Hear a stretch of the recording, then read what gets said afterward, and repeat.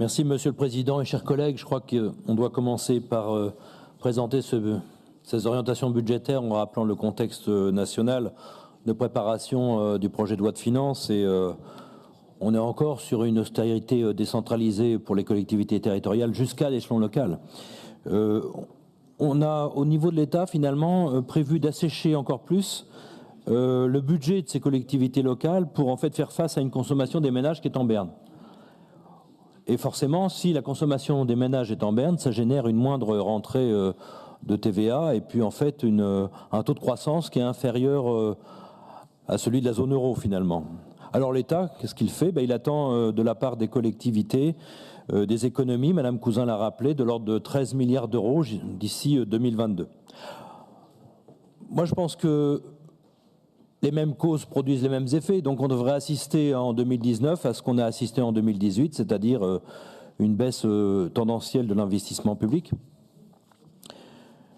Je veux rappeler, comme je le fais à chaque fois, que les collectivités territoriales sont des donneurs d'ordre à environ 70% des montants engagés concernant les investissements publics. Donc, freiner leurs dépenses, c'est prendre le risque de voir un ralentissement de la croissance et du développement économique qu'elle-même crée.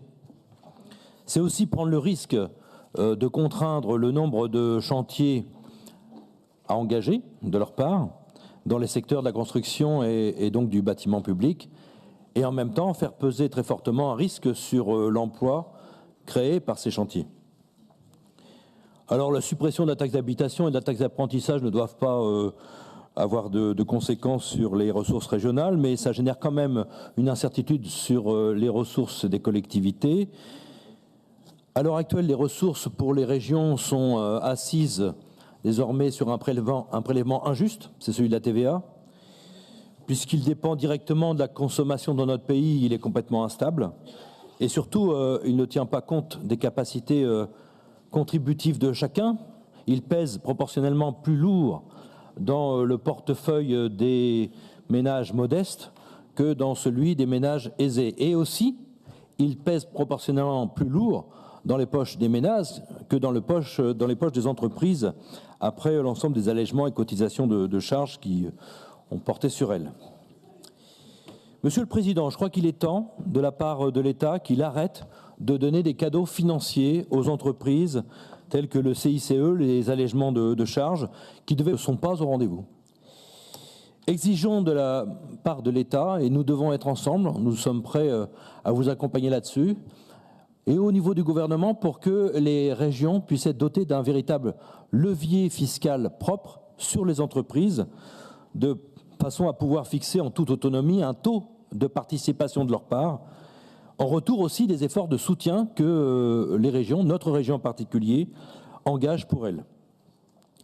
Monsieur le Président, sur les orientations budgétaires, après la phase de désendettement qu'on a connue en 2016, 2017, au moment où il aurait été stratégiquement plus pertinent d'avoir recours à des emprunts avec des taux historiquement bas pour investir dans les quelques projets que vous avez revendiqués, vous maintenez le cap d'un financement largement assuré sur des fonds propres, notamment en 2018, en ayant recours à un emprunt de 74 millions d'euros seulement pour un montant d'investissement de plus de 500 millions d'euros, ce qui se fait forcément au détriment des dépenses de fonctionnement à nouveau pour cette année et les années à venir. Vous avez refusé, Monsieur le Président, de contractualiser avec l'État sur un taux directeur de 1,2% par rapport à ses dépenses de fonctionnement. Mais finalement, c'est pour vous donner sur le fond la possibilité d'aller plus loin et de faire moins bien pour le service public régional et les associations. En allant même jusqu'à tordre les critères de l'État concernant certaines compétences, comme par exemple celles sur les transports scolaires.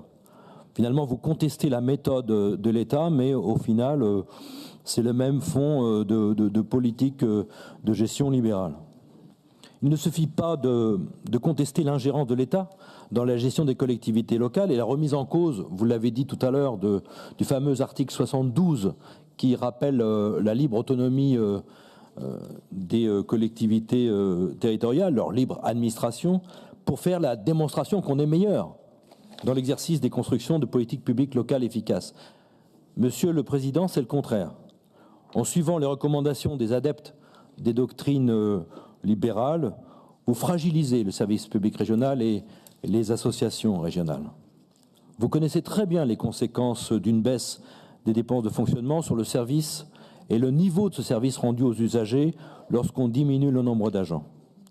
Mais c'est ce que vous voulez mettre en œuvre en poursuivant des suppressions de postes vacants, budgétés, en réduisant les remplacements et les renforts, et en incitant d'ailleurs les fonctionnaires régionaux à partir avec l'indemnité de départ volontaire, afin de faire infléchir le taux d'évolution des dépenses de personnel à 2% par an. Et ainsi atteindre un Saint Graal. Le Saint Graal, ce serait celui de réaliser pour chaque fonctionnaire, pour chaque agent, 1607 heures par an, indépendamment des temps partiels et de droits, etc. Monsieur le Président, nous ne sommes pas d'accord avec cette logique libérale qui a été reprise à beaucoup d'endroits de cet hémicycle, y compris sur des bords qui pensent défendre les salariés et les travailleurs, mais qui disent qu'il faut que les dépenses de fonctionnement soient moins fortes, c'est-à-dire faire moins pour les usagers, faire moins pour les Normands, c'est ce qu'on entend du côté du Front National. Nous ne sommes pas d'accord avec cette logique libérale.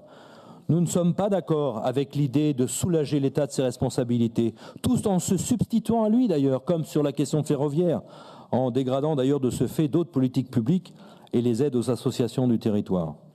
Nous ne sommes pas d'accord avec vos objectifs de réduction de la dépense publique par suppression et pressurisation des personnels.